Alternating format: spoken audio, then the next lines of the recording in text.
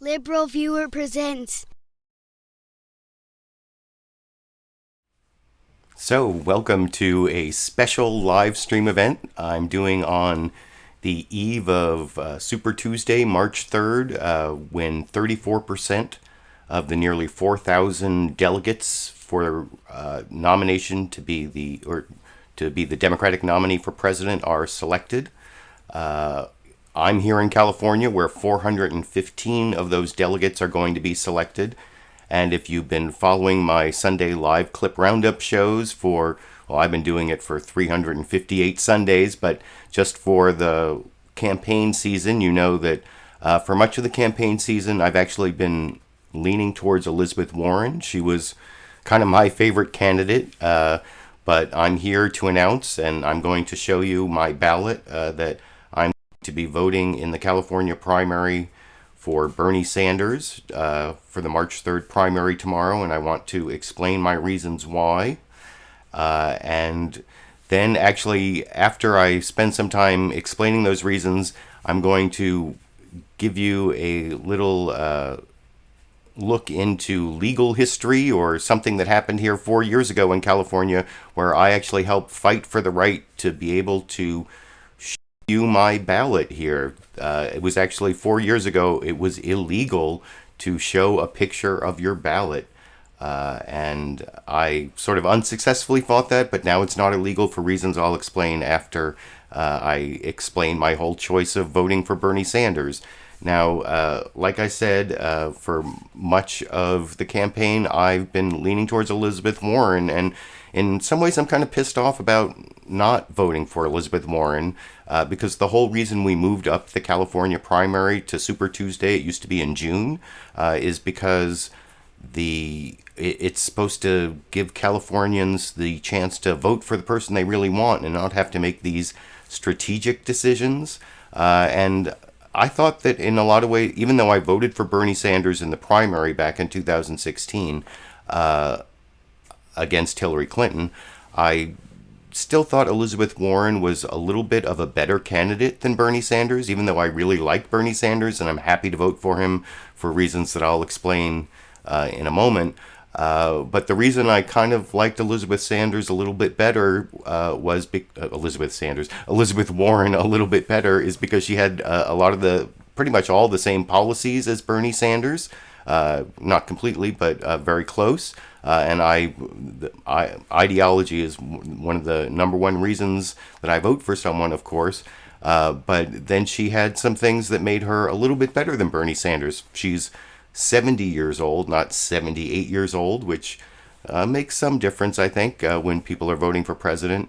And as I've talked about ad nauseum all the way back to 2016, I think that Bernie Sanders is burdened with the Democratic Socialist label because his policies aren't really socialist. If you know what socialism is, it's government or group ownership of the means of production, which that's not what Bernie Sanders is advocating in almost any case. He's really advocating for a progressive tax system, that's some wealth redistribution, but it's not socialism, a robust social safety net, Medicare for all, for example, which I'm going to talk about in just a minute. But Elizabeth Warren says she's a capitalist, but wants to put rules on capitalism and not use capitalism in places where it doesn't work, like in the healthcare industry. And to me, it's a stronger argument for beating Trump.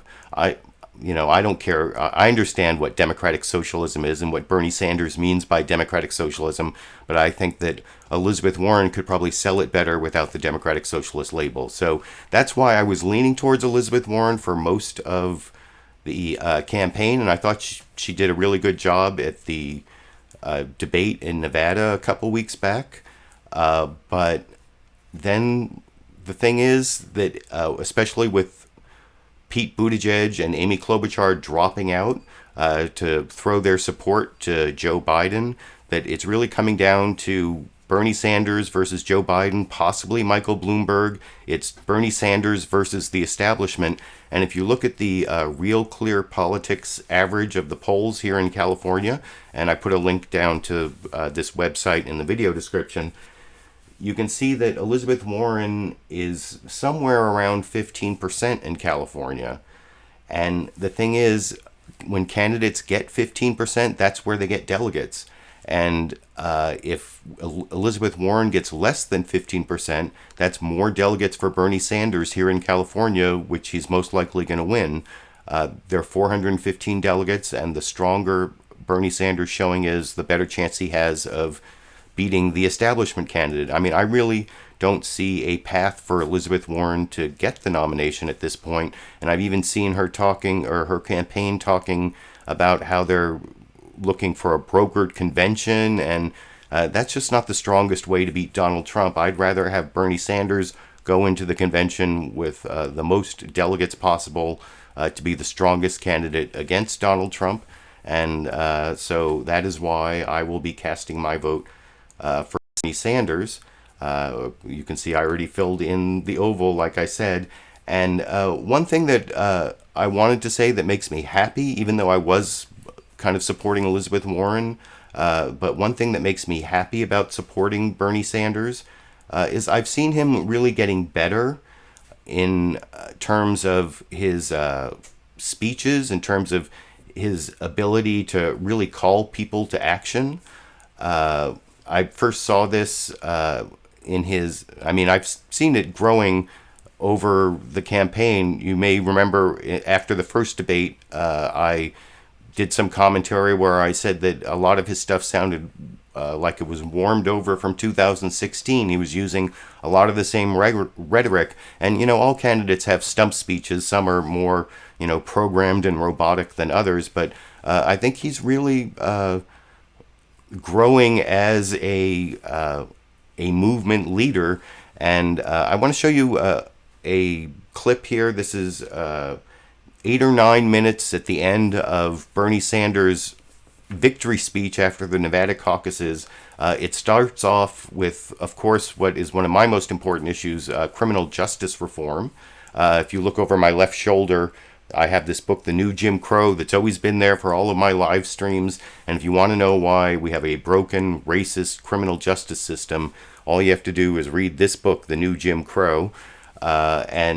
But he talks about criminal justice reform, immigration reform, gun safety, reproductive rights, and then has this really good anti-corporate message about making the system work for everybody instead of just for the rich. That, of course, is his signature issue. And I thought he put it together really well. And before I continue, I wanted to show you that Bernie Sanders speech, or the last part of Bernie Sanders' speech from the Nevada caucuses, just so I can rest for a few minutes and show you a clip before I talk a little more about Bernie Sanders, and then about how I fought to get the right to show your ballot selfie. But anyway, I'll talk about all of that a little more after we watch Bernie Sanders. And I hope you find this as rousing as I did on the night of the Nevada caucuses over here. And when we talk about issues that must be dealt with, we, in fact, are going to reform a broken and racist criminal justice system.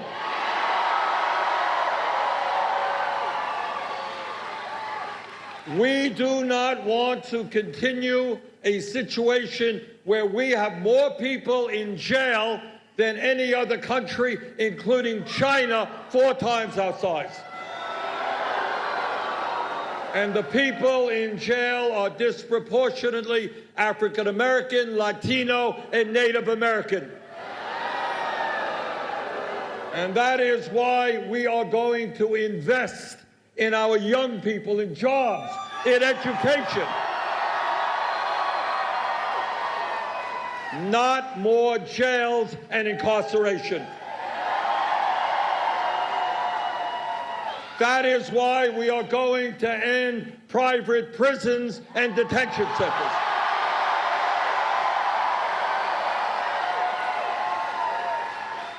That is why we are going to end the war on drugs and legalize marijuana in every state in this country.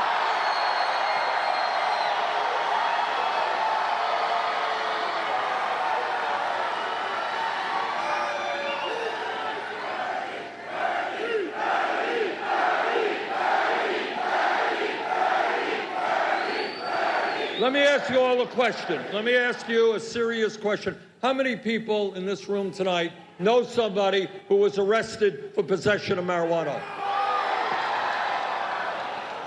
We are going to move forward to expunge the records of those arrested for possession of marijuana.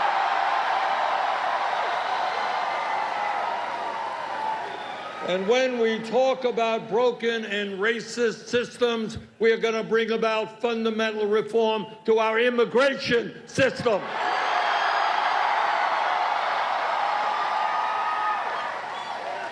I am the son of an immigrant. My father came to this country from Poland without a nickel in his pocket, couldn't speak a word of English, had very little education. I know something about the immigrant experience.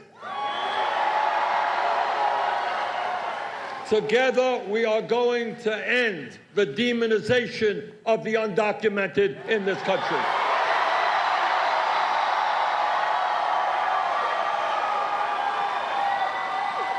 On our first day in office, through executive order, we rescind all of Trump's racist immigration executive orders.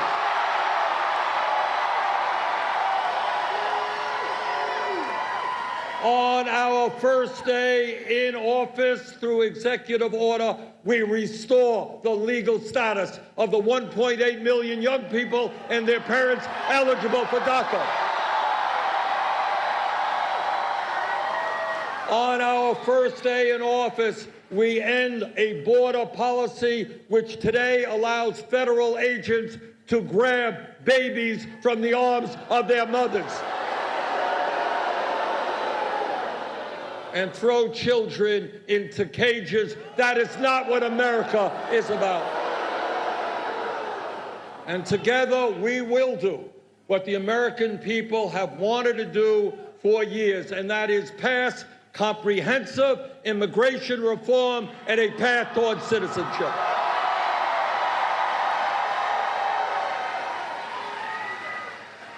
Earlier today, Jane and I were in El Paso at the memorial at that terrible shooting in El Paso, at the Walmart store there. And this is my promise to you. Our gun safety legislation, which the American people want because they are disgusted by the amount of gun violence and mass killings in this country. Our gun safety legislation will be written by the American people, not the NRA.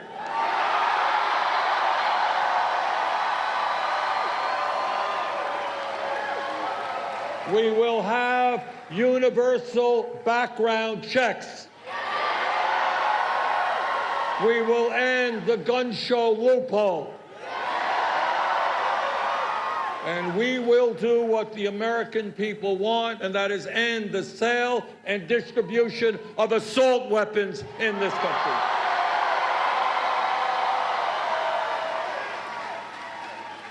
You know, I am a United States Senator, and I am on the floor of the Senate very often listening to speeches from Republican conservatives.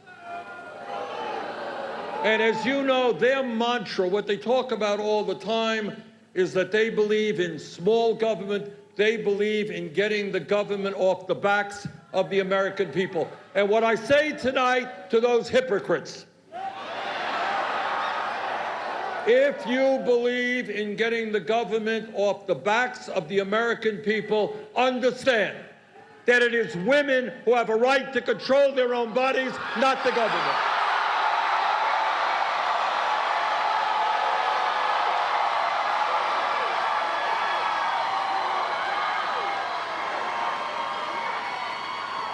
And my promise to you is that I will never nominate anybody to the Supreme Court or the federal bench who is not 100% pro Roe v. Wade. We will codify Roe v. Wade, put it into law, and we will significantly expand funding for Planned Parenthood.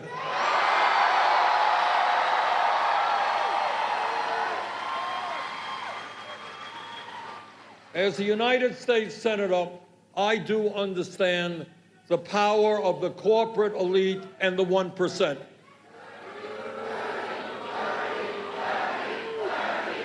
They have literally unlimited amounts of money. They have significant control over the media, over our economy, and over the political life of this country. But at the end of the day, the 1% is 1%. Now, I don't have a PhD in mathematics, but I do know that 99% is a heck of a lot bigger number than 1%.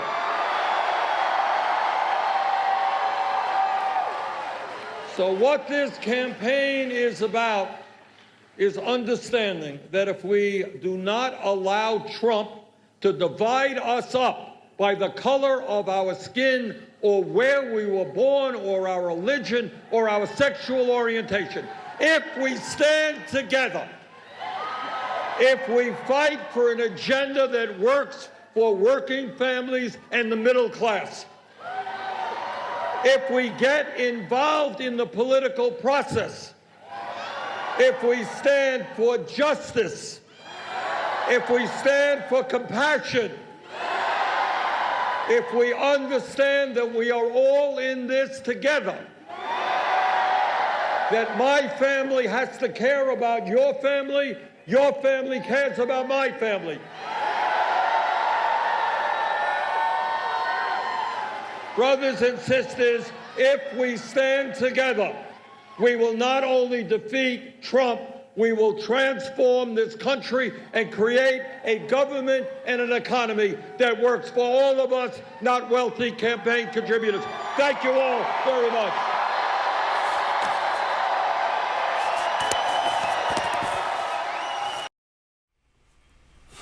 So what do you think? Is that a message that can defeat Donald Trump?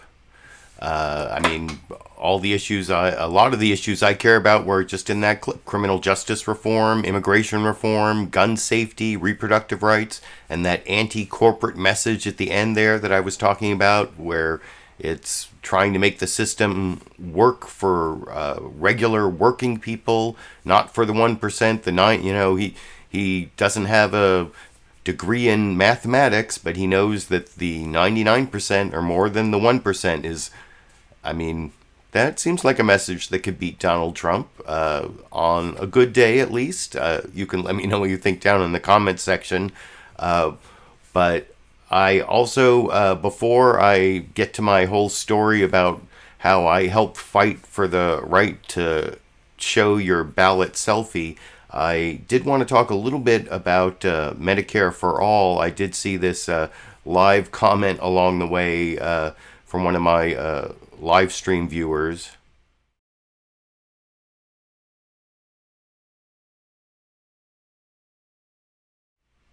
Saying that Medicare for All, that's practically communism. Well, first of all, Medicare for All, single payer, that's not communism. It's not even socialism. As I said earlier, socialism is government or group ownership of the means of production, and the only type of healthcare system that's socialist, not even communist, is where the government owns all the hospitals and employs all the doctors, and that's not necessarily what happens in a single payer system like Medicare for All. And I showed that clip and talked about Bernie Sanders having great policies for criminal justice reform and immigration reform and gun safety and reproductive rights and the anti-corporate message. But one thing that both Bernie Sanders and Elizabeth Warren shared was this Medicare for All plan. And if you follow me on Twitter, at twitter.com/LiberalViewer, you might have seen me tweeting when this Yale study came out in The Lancet recently that shows that Medicare for All actually saves 68,000 lives and $450 billion every year. And if you watch the South Carolina debate, Bernie Sanders actually mentioned those two statistics and mentioned that Lancet study from Yale University. So there's also a link down in the video description to that tweet if you want to check out the sources on that. So Medicare for All saves lives, saves money. It gets rid of all the profit from the insurance industries.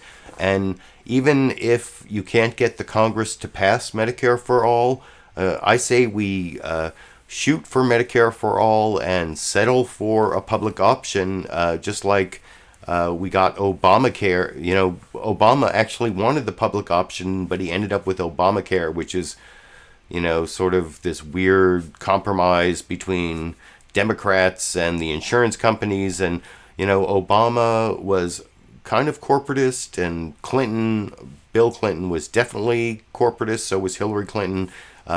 Bernie Sanders is fighting against the corporate wing of the Democratic Party, as he explicitly said this last week, and I think that that is a fight worth winning, which of course is why I am casting my ballot here for Bernie Sanders, as I've talked about during this live stream. And did you know that 4 years ago it was actually illegal to show a screenshot of your ballot? That you could not 4 years ago do what I'm doing now and show who you voted for, do what, you know, a ballot selfie. And I actually tried to change that in a lawsuit that was unsuccessful, but then California changed the law, so it's no longer illegal. And I wanted to talk about that a little bit before I finish up my live stream here. Here you can see, wait, no, that's my ballot. Here you can see I put a link down in the video description to this complaint filed by the ACLU of Northern California. And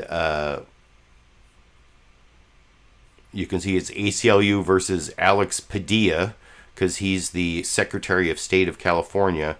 And if you go to the introduction here, you see this is a challenge to the California statutes that prohibit voters from taking photographs of their marked ballots to show their support for particular candidates or issues, so-called ballot selfies. And the laws in question prohibit voters from showing their marked ballots to any person in such a way to reveal its contents. And you can see California Election Code actually made that illegal 4 years ago. And the reason for that, I guess, is to as a way to stop people from selling their votes. It's like an anti-corruption statute. But the thing is, if you, there's the First Amendment to the U.S. Constitution that gives you the freedom of speech. And one of the things the Supreme Court has said over the years is that if you're going to limit people's freedom of speech, which, of course, a picture of your vote is a definite political speech. If you're going to limit that, you have to narrowly tailor it, which means do like the least amount of legislation that you can do to stop the corrupt thing that you want to stop. And you can just make it illegal to sell your vote. You don't have to make it illegal to show who you voted for. And anyway, so that's what was going on in this lawsuit here. And not only not only was this a general lawsuit about being able to show ballot selfies, but I wanted to show wait, that was a mistake.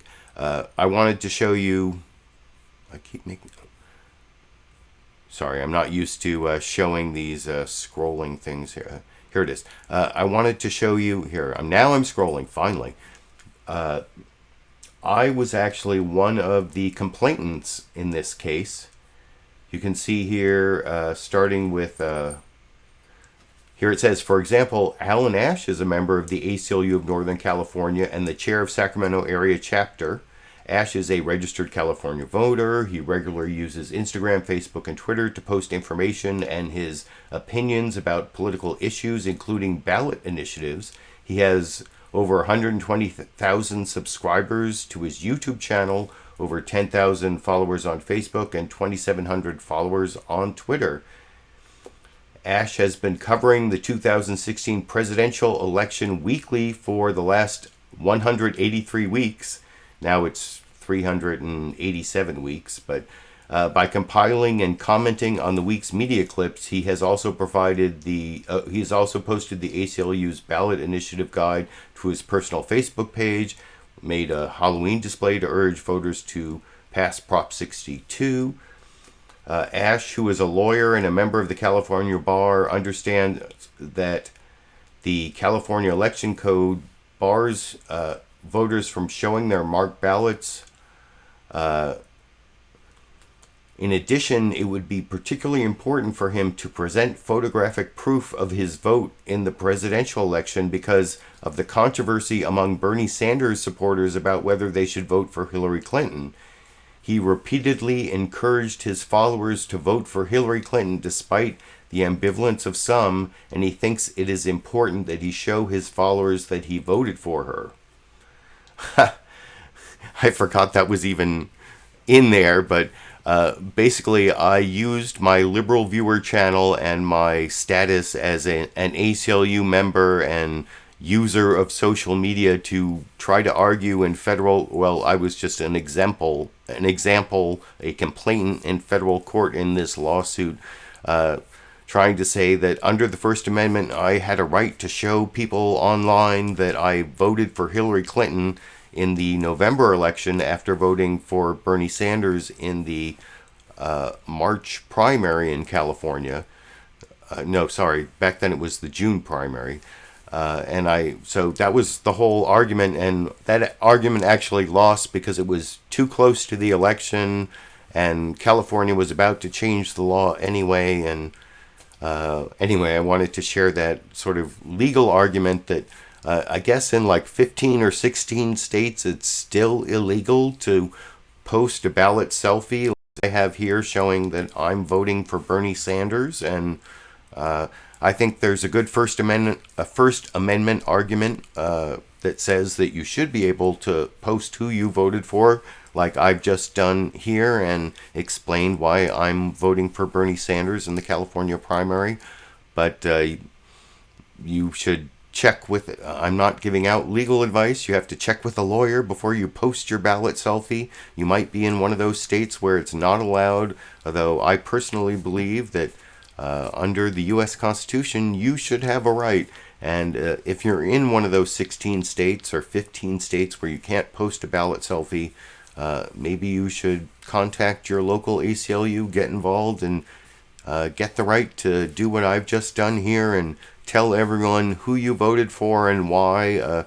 That is core political speech under the First Amendment, and there's no reason why it should be prohibited. So anyway, I hope all of you are going to go out there and vote for who you think would be the best candidate. I've explained why I think it's important. If you're a progressive, if you're a real liberal like I am, which I think is a better word than progressive for reasons I'm not going to go into at this point, but to go out there and vote for the liberal progressive wing of the Democratic Party, not for Joe Biden, not for Mike Bloomberg, who apparently are the final last gasps of the corporate establishment wing of the Democratic Party. Don't vote for them. Vote for Bernie Sanders if you are in a Super Tuesday state, whatever state you're in. If you still have a chance to vote, I say vote for Bernie Sanders. He's the best candidate to have a real change in this country, to get rid of Donald Trump, to make progress on health care, the Medicare for All I was talking about, criminal justice reform, immigration reform, gun safety, reproductive rights, and of course, making our system work for everybody instead of just the 1%, the anti-corporate, oligarchy message that is really Bernie Sanders' brand that I think could really help him bring down Donald Trump. You can let me know what you think down in the comment section, and I guess I'm going to finish up my live stream there and thank all of you for joining me. If you like what I'm doing here, there are links down in the video description to support my channel on Patreon, directly on PayPal. For $5 contributions, I send you this nice hashtag LiberalViewer sticker with made out of weatherproof vinyl.